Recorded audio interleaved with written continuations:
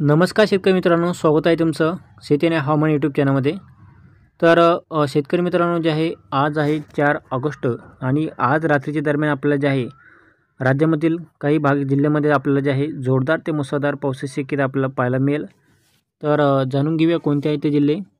तर त्याआधी मित्रांनो चॅनल सबस्क्राईब करून बेल आयकॉन दाबू शकता। तर शेतकरी मित्रांनो जे आहे आपल्याला आज रात्रीच्या दरम्यान विदर्भातील काही जिल्ह्यामध्ये आपल्याला जे आहे हलका ते रिमझिम पाऊस आपल्याला पाहायला मिळेल आणि संपूर्ण मराठवाडा तसे उत्तर महाराष्ट्र आणि पश्चिम महाराष्ट्र या भागामध्ये आपल्याला जे आहे आज रात्रीच्या दरम्यान हवामान पूर्णपणे कोरडे राहील।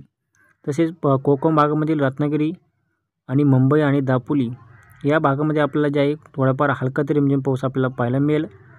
अन्यथा कोणत्याही भागामध्ये आपल्याला पावसाची शक्यता या ठिकाणी पाहायला मिळणार नाही। जोरदार ते मुसळधार पाऊस आपल्याला कोणत्याही जिल्ह्यामध्ये राहणार नाही।